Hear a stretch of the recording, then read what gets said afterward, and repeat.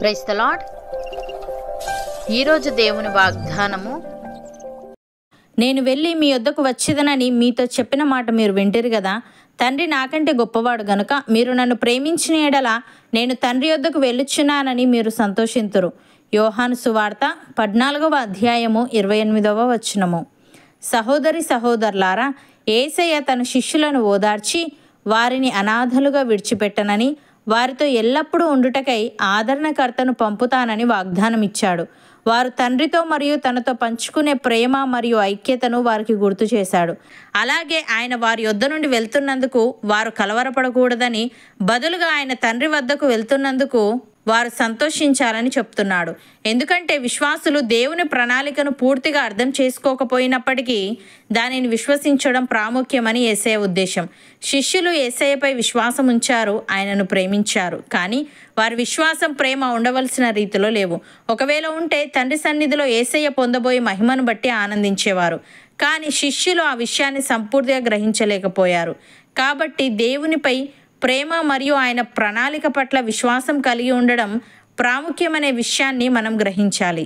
భక్తుడు ఈ విధంగా అంటున్నాడు, మీరు ఆయనను చూడకపోయినను ఆయనను ప్రేమించుచున్నారు. ఇప్పుడు ఆయనను కన్నులారా చూడకయే విశ్వసించుచు మీ విశ్వాసమునకు ఫలమును అనగా ఆత్మరక్షణను పొందుచు చెప్పన శక్యమును మహిమయుక్తమునైన సంతోషము గల వారై ఆనందించుచున్నారు.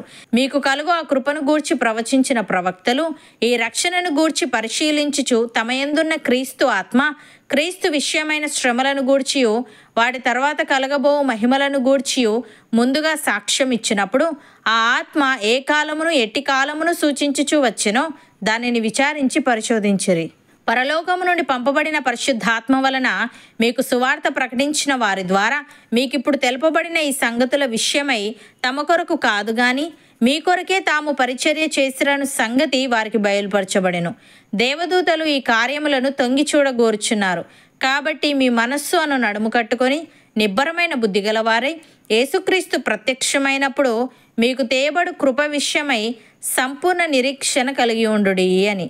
ప్రియులారా, దేవుని కృప వలన ఆయన ప్రతి మనుష్యుని కొరకు మరణము అనుభవించినట్లు దూతల కంటే కొంచెము తక్కువ వాడుగా చేయబడిన యేసు మరణము పొందినందున మహిమ ప్రభావములతో కిరీటము ధరించిన వానిగా ఆయనను చూచుచున్నాము. ఎవని నిమిత్తము సమస్తమును ఉన్నవో, ఎవని వలన సమస్తమును కలుగుచున్నవో ఆయన అనేకులైన కుమారులను మహిమకు తెచ్చుచుండగా వారి రక్షణకర్తను శ్రమల ద్వారా సంపూర్ణునిగా చేయుట ఆయనకు తగును. పరిశుద్ధపరచువారికిని పరిశుద్ధపరచబడు వారికిని అందరికీ ఒకటే మూలము. ఈ హేతువు చేతను వారిని సహోదరులని పిలుచుటకు ఆయన సిగ్గుపడక, నీ నామమును నా సహోదరులకు ప్రచురపరతును, సమాజము మధ్య నీ కీర్తిని గానము చేతును అనెను. మరియు నేను ఆయనను నమ్ముకొని ఉందును అనియు, ఇదిగో నేనును దేవుడు నాకు ఇచ్చిన పిల్లలును అనియు చెప్పుచున్నాడు. అపోస్తలుడైన పౌలు హెబ్రీలకు వ్రాస్తూ ఈ విధంగా అంటున్నాడు, పరలోక సంబంధమైన పిలుపులో పాలు పొందిన పరిశుద్ధ సహోదరులారా, మనము ఒప్పుకొనిన దానికి అపోస్తలుడును ప్రధాన యాజకుడునైన యేసు మీద లక్ష్యముంచుడి. దేవుని ఇల్లంతటిలో మోషే నమ్మకముగా ఉండినట్టు ఈయన కూడా తను నియమించిన వానికి నమ్మకముగా ఉండెను. ప్రతి ఇల్లును ఎవడైనా ఒకని చేత కట్టబడును. సమస్తమును కట్టినవాడు దేవుడే. ఇంటికంటే దానిని కట్టినవాడు ఎక్కువ ఘనత పొందినట్టు ఈయన మోషే కంటే ఎక్కువ మహిమకు అర్హుడుగా ఎంచబడెను. ముందు చెప్పబో సంగతులకు సాక్షార్థముగా మోషే పరిచారకుడై ఉండి దేవుని ఇల్లంతటిలో నమ్మకముగా ఉండెను. అయితే క్రీస్తు కుమారుడై ఉండి ఆయన ఇంటి మీద నమ్మకముగా ఉన్నాడు. ధైర్యమును నిరీక్షణ వలని ఉత్సాహమును తుదమట్టుకు స్థిరముగా చేపట్టిన ఎడల మనమే ఆయన ఇల్లు అని. సహోదరి సహోదరులారా, జీవముగల దేవుణ్ణి విడిచిపోవునట్టు విశ్వాసము లేని దుష్ట హృదయము మీలో ఎవని అందైనను ఒకవేళ ఉండునేమో అని జాగ్రత్తగా చూచుకొనుడి. నేడు మీరు ఆయన శబ్దమును వినిన ఎడల కోపము పుట్టించినప్పటి వలె మీ హృదయములను కఠినపరుచుకొనకూడని ఆయన చెప్పెను గనుక, పాపము వలన కలుగు భ్రమచేత మీలో ఎవడునూ కఠినపరచబడకుండునట్లు నేడు అనబడు సమయం ఉండగానే ప్రతి దినమును ఒకరినొకడు బుద్ధి చెప్పుకొనుడి. ఏలే అనగా మొదటి నుండి మనకున్న దృఢ విశ్వాసము అంతము మట్టుకు గట్టిగా చేపట్టిన ఎడలనే క్రీస్తులో పాలివారమై ఉందుము. అవును అన్నవారు నాతో పాటు ప్రార్థనలో ఏకీభవించండి. పరిశుద్ధుడా, ప్రేమగల తండ్రి, జీవముగల నా యేసయ్య, నీవు శిష్యులను ఓదార్చి వారిని అనాథలుగా విడిచిపెట్టనని, వారితో ఎల్లప్పుడూ ఉండుటకై ఆదరణకర్తను పంపుతానని వాగ్దానం ఇచ్చావు.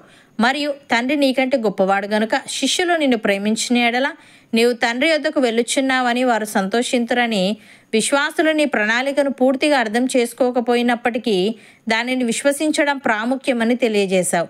దేవా, మేము నీ యందు విశ్వాసముంచి మా మనస్సు అను నడుము కట్టుకొని నిబ్బరమైన బుద్ధిగల వారమై నీవు ప్రత్యక్షమైనప్పుడు మాకు తేబడు కృప విషయమై సంపూర్ణ నిరీక్షణ కలిగి ఉండుటకు సహాయము దయచేయమని, పాపము వలన కలుగు భ్రమచేత మాలో ఎవడనూ కఠినపరచబడకుండానట్లు నేడు అనబడు సమయం ఉండగానే ప్రతిదినము ఒకరికొకరము బుద్ధి చెప్పుకొనుచు మొదటి నుండి మాకున్న దృఢ విశ్వాసము అంతము మట్టుగా గట్టిగా చేపట్టుటకు కృప చూపమని, నీకు నమ్మకస్తులుగా ఉండే భాగ్యం మాలో ప్రతి ఒక్కరికి నీవే దయచేయమని యేసుక్రీస్తు నామమున ప్రార్థిస్తున్నాము తండ్రి.